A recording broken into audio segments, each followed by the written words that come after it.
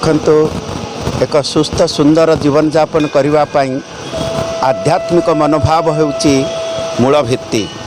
ଯଦି ସାହିତ୍ୟ ସଂସ୍କୃତି ଏବଂ ଆମର ଦୈନନ୍ଦିନ ବ୍ୟବହାରରେ ଆଧ୍ୟାତ୍ମିକତାର ସ୍ପର୍ଶ ନ ରହେ ତାହେଲେ ଆମର ଜୀବନ ଦୁର୍ବିସହ ହୋଇଯିବ। ମୁଁ ବହୁତ ଖୁସି ଯେ ଦୁଇ ଜଣ ବିଶିଷ୍ଟ ଅଧ୍ୟାତ୍ମବାଦୀ ମହାପୁରୁଷ, ଜଣେ ମହିୟସୀ ମହିଳା ଦେବଦେଇ ଏବଂ ଆଉ ଜଣେ ମହାପୁରୁଷ ସାଧୁ ବିଷ୍ଣୁଚରଣ, ଯିଏକି ବହୁତ ଆଧ୍ୟାତ୍ମବାଦୀ ଥିଲେ, ତାଙ୍କର ଉଦ୍ଦେଶ୍ୟରେ ଭାରତୀୟ ସଂସ୍କୃତିର ଯେଉଁ ପୂଜ୍ୟ ପରମ୍ପରା ରହିଛି ତାକୁ ବଜାୟ ରଖିବା ପାଇଁ ଏହି ଦୁଇ ଜଣଙ୍କର ଯୋଗ୍ୟତମ ସନ୍ତାନ ଓଡ଼ିଶାର ଯେ ଜଣେ ହେଉଛନ୍ତି ବିଶିଷ୍ଟ ଚିକିତ୍ସକ ଡକ୍ଟର ଦୀନବନ୍ଧୁ ମହାରଣା, ସେ ଆଜି ସେହି ପ୍ରତିଭାବାନ ବ୍ୟକ୍ତିମାନଙ୍କୁ ଯେଉଁମାନେ ଆଧ୍ୟାତ୍ମିକତା କ୍ଷେତ୍ରରେ ଭଲ କାର୍ଯ୍ୟ କରିଛନ୍ତି ତାଙ୍କୁ ସେ ଆଜି ପୁରସ୍କାର ଦେଇଛନ୍ତି ଏବଂ ତାଙ୍କୁ ସମ୍ମାନିତ କରାଯାଇଛି, ସମ୍ବର୍ଦ୍ଧିତ କରାଯାଇଛି। ଏହାଦ୍ୱାରା ବର୍ତ୍ତମାନର ଯେଉଁ ସମାଜ ତା ଉପରେ ଏକ ଉତ୍ତମ ପ୍ରଭାବ ପଡ଼ିବ ଏବଂ ସମସ୍ତେ ଏହାଦେହରୁ ଗୋଟିଏ ପ୍ରେରଣା ପାଇବେ ଯେ ଆମେ ଆଧ୍ୟାତ୍ମିକତାର ଦିଗରେ ଅଗ୍ରସର ହେବା।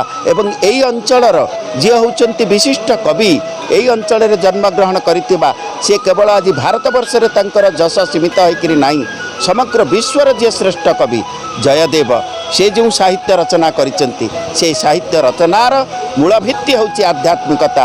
ତେଣୁ ସେ କହିଲେ, ଯଦି ହରି ସ୍ମରଣେ ସରସଂମନ, ଯଦି ବିଳାସ କଳା ସୁକୁତୁହଳମ୍, ସରସ କୋମଳ କାନ୍ତ ପଦାବଳୀମ୍, ଶୃଣୁତଦା ଜୟଦେବ ସରସ୍ୱତୀମ୍। ତେଣୁ ବର୍ତ୍ତମାନ ସମାଜ ଯଦି ଯିଏ ଆମକୁ ସୃଷ୍ଟି କରିଛି, ଜଗତର କର୍ତ୍ତା, ଜଗତ ନିୟନ୍ତା, ଜଗତର ବିଧାତା, ଜଗତ ରକ୍ଷାକର୍ତ୍ତା, ଆମେ ଯଦି ତାଙ୍କୁ ବିସ୍ମରଣ କରିଯିବା ଏବଂ ଆମର ବାପା ମାଙ୍କୁ ଯିଏ ହେଉଛନ୍ତି ଜୀବନ୍ତ ଦେବତା ଏବଂ ସେମାନଙ୍କର ଦିବଙ୍ଗତ ହୋଇସାରିଲା ପରେ ସେମାନେ ବୈକୁଣ୍ଠକୁ ଗଲେ, ସେ ଆମ ପାଇଁ ମଧ୍ୟ ପ୍ରତ୍ୟକ୍ଷ ଦେବତା, ସେମାନଙ୍କୁ ଯଦି ଆମେ ଆଜି ସ୍ମରଣ ନ କରିବା ତାହେଲେ ଆଧ୍ୟାତ୍ମିକତା ଦୂରେଇ ଯିବ ଏବଂ ଏ ସମାଜ ଅବକ୍ଷୟମୁଖୀ ହୋଇଯିବ।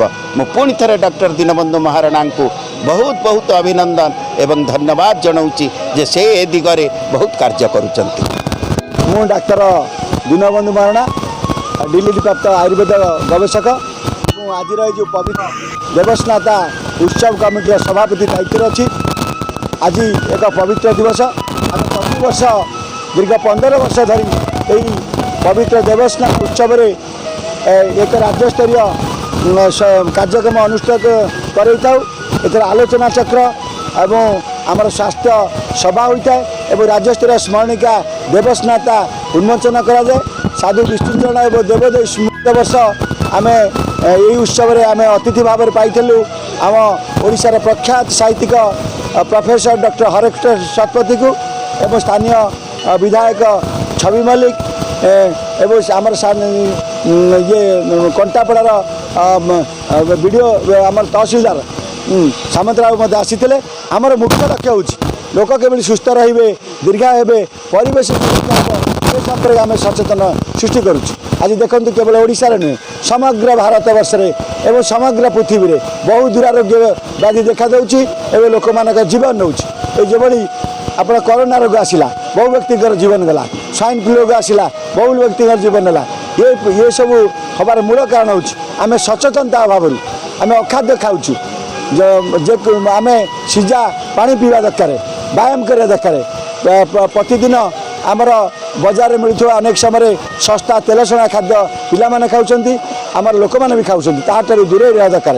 ଆଉ ଗୋଟେ ବଡ଼ କଥା, ଆଜି ହେଉଛି ଦେବସ୍ନାନ ଉତ୍ସବ, ଆମର ମୌସୁମୀ ଆସିଯାଇଛି। ଏହି ମୌସୁମୀ ଆସିବା ପରେ ବର୍ଷା ଦିନ ଆରମ୍ଭ ହେଲା। ଆମେ ଯଦି ଗଛଲତା ଲଗାଇବା ନିଜ ବାଡ଼ି ବଗିଚାରେ ଆଉ ନିଜ ଗ୍ରାମାଞ୍ଚଳରେ, ଗ୍ରାମ୍ୟ ଜଙ୍ଗଲ ହେଉ ବା ଗୋଚର ଜମିରେ ଗଛ ଲଗାଇବା, ସେଥିରୁ କେବଳ ଆମେ ଗଛଲତାର ଅମ୍ଳଜାନ ପାଇବା, ବଞ୍ଚିବା ପାଇଁ ଯେଉଁ ମଣିଷ ଅମ୍ଳଜାନ ଆବଶ୍ୟକ କଲେ ଆମେ ଗଛଲତା ପାଇଥାଉ, ଗଛ ପାଇବା, ତାପରେ ବହୁ ଦୁରାରୋଗ୍ୟ ବ୍ୟାଧିରୁ ଆରୋଗ୍ୟ ହେଇପାରିବ। ଦେଖନ୍ତୁ ଅନେକ ରୋଗ ପାଇଁ, ଛୋଟ ଛୋଟ ରୋଗ ପାଇଁ ଲୋକମାନେ ଖର୍ଚ୍ଚାନ୍ତ ହେଉଛନ୍ତି। ସେମାନେ ଯେତେବେଳେ ଡାକ୍ତରଖାନା ଯାଉଛନ୍ତି, ନର୍ସିଂହୋମ୍ ଯାଉଛନ୍ତି, ବିଭିନ୍ନ ପରୀକ୍ଷା ନିରୀକ୍ଷା ମିଛ ପରୀକ୍ଷା କରାଯାଉଛି, ଯାହାଦ୍ୱାରା ଅନେକ ସମୟରେ ଲୋକ ଖର୍ଚ୍ଚାନ୍ତ ହେଉଛନ୍ତି। ଏଇ ଦେଖନ୍ତୁ ଚର୍ମଗତ ରୋଗ, ଯାଦୁ କାଛୁକୁଣ୍ଡିଆ ଏକ୍ଜିମା ଆଲର୍ଜିକ୍ ସୋରିଆସିସ୍ କୁହାଯାଏ। ଏହି ଚର୍ମରେ କଅଁଳିଆ ନିମ୍ବପତ୍ର ଆମର ଚର୍ମ ଦୁଟିବ।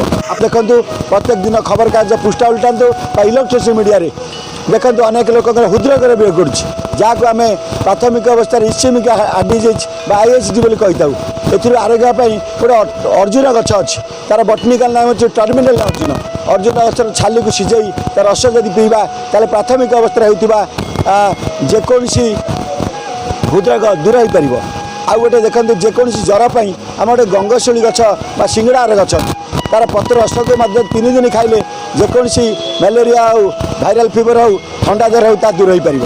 ଯଦି ଏଇଭଳି ଲୋକମାନଙ୍କୁ ସଚେତନ କରିବା ପାଇଁ ପବିତ୍ର ଦେବସ୍ନାନ ପୂର୍ଣ୍ଣିମାରେ ଆମେ এই যে কার্যক্রম করুছু, এতে মাগଣା চিকিৎসা করুছু, ଲୋକମାନଙ୍କୁ ମାଗଣାର ଔଷଧ ବିତରଣ କରୁଛୁ, ସ୍ୱାସ୍ଥ୍ୟ ପରୀକ୍ଷା କରୁଛୁ ଏବଂ ସ୍ୱାସ୍ଥ୍ୟ ପୁସ୍ତକ ବିତରଣ କରୁଛୁ।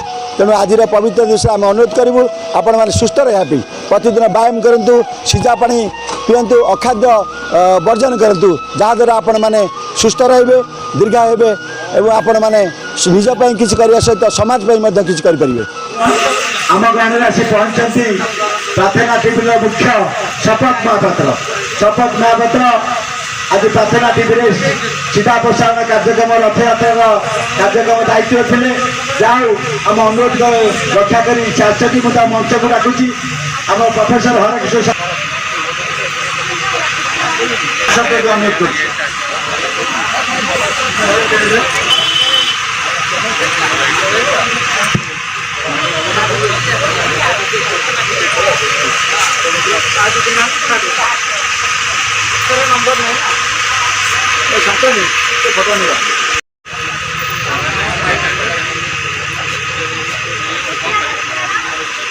ଆମର ପ୍ରାକ୍ତନ ପ୍ରଧାନ ଶିକ୍ଷକ ଶରତ ଚନ୍ଦ୍ର ପାଢ଼ୀଙ୍କୁ ଅନୁରୋଧ କରୁଛି ସେ ଆଜିର ସଭା ସମ୍ପର୍କରେ କିଛି ସୂଚନା ଦେବେ। ଶ୍ରୀଯୁକ୍ତ ଶରତ ଚନ୍ଦ୍ର ପାଢ଼ୀ ଆଉ ଆମର ଲୋକପ୍ରିୟ ବିଧାୟକ ଛବି ମଲ୍ଲିକ, ଯାହାଙ୍କୁ ଆମ ନିଆଳି ନିର୍ବାଚନ ମଣ୍ଡଳୀରେ ଲୋକମାନେ ଏତେ ଭଲ ପାଇଲେ ତାଙ୍କୁ ବିଧାୟକ ଭାବରେ ଦାୟିତ୍ୱ ଦେଇଛନ୍ତି। ସେ ଆମର କାର୍ଯ୍ୟକ୍ରମ ଯୋଗ ଦେଇଛନ୍ତି। ଆମର କେତେଟା ସାଂସ୍କୃତିକ କାର୍ଯ୍ୟକ୍ରମ ଚାଲୁଥିଲା। ଆଉ ଆମର ପ୍ରଫେସର ହରକିଶୋର ଶତପଥୀ ଯିଏକି ଟିଭି ଚ୍ୟାନେଲରେ ସିଧା ପ୍ରସାରଣ ଭାଗ ନେଇକି ଫେରି ଆମର ପାଖାପାଖି ହେଇଗଲାଣି, ଆଉ ଅଳ୍ପ ସମୟ ପରେ ପହଞ୍ଚିବେ। ଆମର କାର୍ଯ୍ୟକ୍ରମ ଆରମ୍ଭ ହେବ। ଆମର ଯେଉଁ କବିତା ପାଠୋତ୍ସବ ଏବଂ ସାଂସ୍କୃତିକ କାର୍ଯ୍ୟକ୍ରମ ଅନୁଷ୍ଠିତ ହେଉଥିଲା ସେ କାର୍ଯ୍ୟକ୍ରମ ପରିଚାଳନା କରିବା ପାଇଁ ମୁଁ ସେ ଲକ୍ଷ୍ମୀ ନନ୍ଦ କିଛି ଆପଣ